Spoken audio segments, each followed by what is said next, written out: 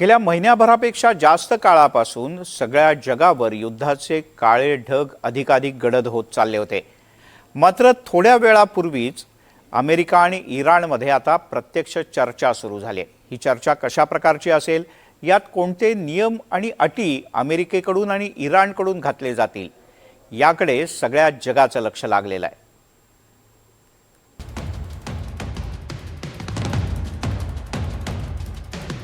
इराणसोबत शस्त्रसंधीवर चर्चा करण्यासाठी अमेरिकेचं शिष्टमंडळ पाकिस्तानात दाखल झालंय।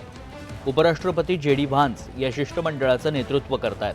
पाकिस्तानी लष्कर प्रमुख हसीम मुनीर त्यांच्या स्वागतासाठी विमानतळावर दाखल झाले।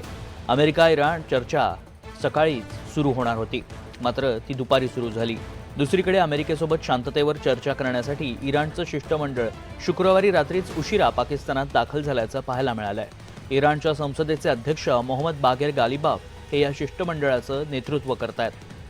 सगळ्या जगाच्या नजरा या शांतता चर्चेसाठी खेळल्या आहेत। अमेरिका आणि इराणनेही विविध प्रस्ताव मांडलेत, ज्यांना वाटाघाटींचा आधार म्हणून पाहिलं जातंय। यावरून असं सूचित होतं की दोन्ही बाजू तोडगा काढण्यास इच्छुक आहेत। अमेरिकेनं हे स्पष्ट केलंय की चर्चेसाठी प्रामाणिकपणा आवश्यक आहे। कोणत्याही प्रकारची हेराफेरी किंवा टाळाटाळ केल्यास कठोर प्रतिसाद दिला जाऊ शकतो। या चर्चेसाठी इराणकडून इराणचे संसद अध्यक्ष मोहम्मद बागेर गालिबाफ, इराणचे विदेश मंत्री अब्बास आराक्ची, सर्वोच्च राष्ट्रीय सुरक्षा परिषदेचे सचिव अली अकबर अहमदीन, केंद्रीय बँकेचे गव्हर्नर अब्दुल नासेर हेम्मती, माजी IRGC कमांडर मोहम्मद बाकेर जोलघाद्र, इराणी संसदेचे इतर अनेक सदस्य उपस्थित आहेत। अमेरिकेकडून अमेरिकेचे उपराष्ट्राध्यक्ष जेडी व्हान्स, विशेष दूत स्टीव्ह विटकॉफ, डोनाल्ड ट्रम्प यांचे जावई आणि सल्लागार जेरेड कुशनर उपस्थित आहेत। अशातच पाकिस्तानी लष्कर प्रमुख हसीम मुनीर यांच्या गणवेश डिप्लोमसीनं मात्र सगळ्या जगाचं लक्ष वेधलं। तसं झालं असं की पाकिस्तानी लष्कर प्रमुख हसीम मुनीर यांच्यासह परराष्ट्र मंत्री इशाक दार आणि मोहसिन नक्वी हे सूट बूट परिधान करून अमेरिकेचे उपराष्ट्रपती व्हान्स यांच्या स्वागतासाठी दाखल झाले। मात्र हसीम मुनीर इराणी शिष्टमंडळाच्या स्वागतासाठी थेट लष्करी गणवेशात विमानतळावर दाखल झाल्याचं पाहायला मिळालं। पाकिस्तानात उच्चस्तरीय अमेरिकन आणि इराणी शिष्टमंडळाच्या आगमनावेळी फील्ड मार्शल हसीम मुनीर यांनी बदललेला पोशाख सध्या चर्चेचा विषय ठरतोय। एकाच ठिकाणी दोन वेगवेगळ्या प्रसंगी त्यांनी केलेला पोशाख बदल आता एक मोठा राजनैतिक संकेत मानला जातोय। इराणच्या स्वागतासाठी एक कठोर लष्करी प्रतिमा पाहायला मिळाली। इराणी शिष्टमंडळ पाकिस्तानात दाखल झालं तेव्हा हसीम मुनीर पूर्ण लष्करी गणवेशात दिसले। औपचारिकतेऐवजी सामर्थ्य दाखवण्याचा यातून प्रयत्न झाला। एक कणखर आणि कठोर लष्करी नेतृत्व। अमेरिकन शिष्टमंडळाच्या स्वागतावेळी पोशाखात बदल करण्यात आला। मुनीर कोट आणि पॅन्टमध्ये दिसले।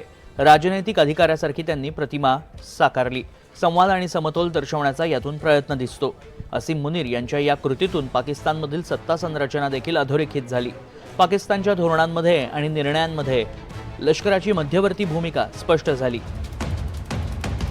पाकिस्तान हा इराणचा शेजारी देश आहे, ज्यामुळे हे संबंध संवेदनशील आणि गुंतागुंतीचे बनलेत। बलुचिस्तान सीमा, शिया लोकसंख्या आणि ऊर्जा व्यापार यासारख्या अनेक मुद्द्यांमुळे दोन्ही देशांमध्ये तणाव कायम आहे। त्यामुळे मजलिस अध्यक्ष गालिबाफ आणि आराक्ची यांच्यासारख्या कट्टरपंथी नेत्यांसमोर लष्करी गणवेश परिधान करणं म्हणजे मुनीर आपल्या लष्कराची ताकद दाखवत होते आणि त्यांच्या सुरक्षेची जबाबदारी लष्कराचीच आहे हे ठामपणे सांगत होते। नूर खान हवाई तळ ही एक लष्करी संस्था असल्यानं मुनीर यांनी इराणला स्पष्ट संकेत दिला। पाकिस्तानी लष्कर या शिखर परिषदेसाठी वैयक्तिक हमी देत आहे। दुसरीकडे पाकिस्तान अमेरिकेला एक राजकीय भागीदार मानतो। जेडी व्हान्स हे अमेरिकेचे उपराष्ट्रपती आहेत। सूट बूट वेशात येऊन मुनीर यांनी पाकिस्तानला एक आधुनिक, जबाबदार आणि राजनैतिक भागीदार म्हणून सादर केलं। लष्करी वर्चस्व दाखवण्याची गरज नव्हती, राजकीय समन्वय दाखवण्याची तिथं गरज होती। पाकिस्तानी सरकारला श्रेय देण्यासाठी आणि पाकिस्तान हे लष्करी राजवटीखालील राज्य नसून एक विश्वासार्ह मध्यस्थ आहे हे दाखवण्यासाठी हा प्रयत्न करण्यात आला। इराणचे नेते मिनाब 168 नावाच्या विमानानं यावेळी पाकिस्तानात दाखल झाले। इराणी शिष्टमंडळाचे प्रमुख गालिबाफ यांनी विमानात मुलांचे फोटो घेऊन पाकिस्तानसाठी उड्डाण केलं। इस्लामाबादमध्ये पोहोचल्यानंतर गालिबाफ यांनी इंस्टाग्रामवर एक फोटो शेअर केला। त्यात विमानाच्या सीटवर बसलेल्या 4 मुलांचे फोटो, त्यांच्या रक्तानं माखलेल्या शालेय बॅग्स आणि बूट आणि फुलं दिसतात। 28 फेब्रुवारी रोजी युद्धाच्या पहिल्याच दिवशी इराणमधील मिनाब शहरातील एका प्राथमिक शाळेवर हल्ला झाला, ज्यात मुलं आणि शाळेतील कर्मचाऱ्यांसह 168 जण ठार झाले। या हल्ल्यासाठी अमेरिका आणि इस्रायलला जबाबदार धरण्यात आलं।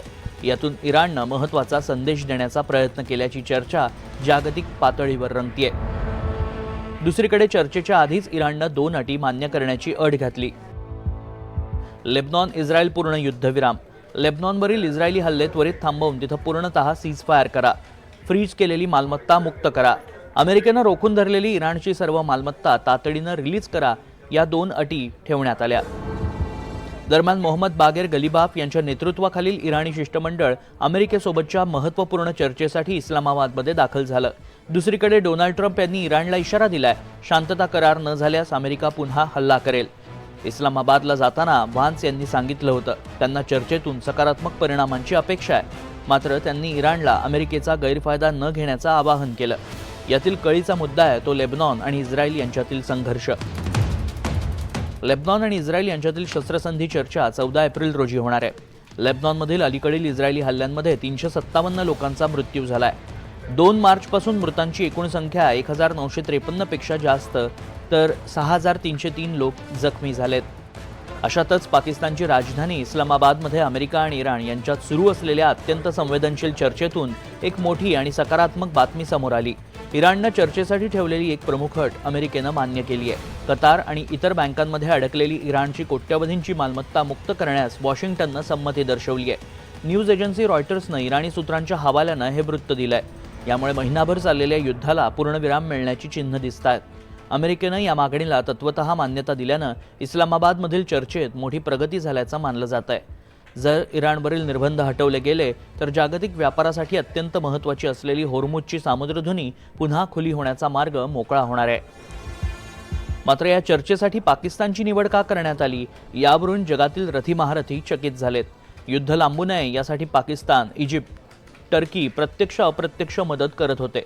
शस्त्रसंधीसाठी सुद्धा ट्रम्प यांनी पाकिस्तानी पंतप्रधान शहाबाज शरीफ आणि लष्कर प्रमुख हसीम मुनीर यांचा उल्लेख केला. त्यामुळे इस्रायल आणि भारताचा कट्टर दुश्मन पाकिस्तान चर्चेच्या केंद्रस्थानी कसा असू शकतो अशी चर्चा रंगली.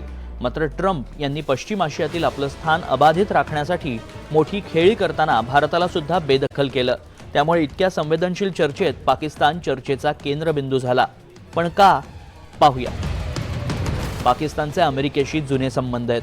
शेजारी देश म्हणून इराणशीही त्यांचे कामकाजी संबंध टिकून आहेत. पाकिस्तानात मोठी शिया लोकसंख्या आहे. इराणला सांस्कृतिक आणि धार्मिक साम्य त्यातून वाटू लागतं. मध्य पूर्वेतील इतर देशांच्या तुलनेत पाकिस्तानात अमेरिकेचे सैन्य तळ नाहीत. इराणसाठी ही जागा सुरक्षित आणि निष्पक्ष वाटते. दौऱ्यामुळे अमेरिकेच्या राजनैतिक इतिहासातील अनेक विक्रम मोडले गेले. 2011 मध्ये जो बायडन अर्थात तेव्हाचे उपराष्ट्राध्यक्ष पाकिस्तानला गेले होते. त्यानंतर आता तब्बल 15 वर्षांनी अमेरिकेचा उपराष्ट्राध्यक्ष पाकिस्तानच्या भूमीवर आलाय. 2006 मध्ये जॉर्ज डब्ल्यू बुश यांच्यानंतर एकाही अमेरिकन राष्ट्राध्यक्षानं पाकिस्तानला भेट दिली नव्हती. सध्या पाकिस्तानात अमेरिकेचा कोणताही कायमस्वरूपी राजदूत नियुक्त नाही. अशा काळात थेट उपराष्ट्राध्यक्षांनी तिथं जाणं हे अत्यंत दुर्मिळ आणि युद्धाची तीव्रता दर्शवणार आहे. दौरा पाकिस्तानशी मैत्री वाढवण्यासाठी नसून केवळ इराण अमेरिका युद्ध थांबवण्यासाठी आहे हे सिद्ध होतं. ट्रम्प यांना दक्षिण आशियातील सत्ता संतुलन राखायचं आहे. पाकिस्तानवर अमेरिकेचं मोठं कर्ज आणि लष्करी अवलंबित्व आहे. अमेरिका पाकिस्तानवर दबाव आणून चर्चा यशस्वी करू शकते. 40 दिवसांच्या भीषण संघर्षानंतर अमेरिका आणि इराणमध्ये पाकिस्तानच्या मध्यस्थीनं 2 आठवड्यांचा तात्पुरता युद्धविराम जाहीर झाला.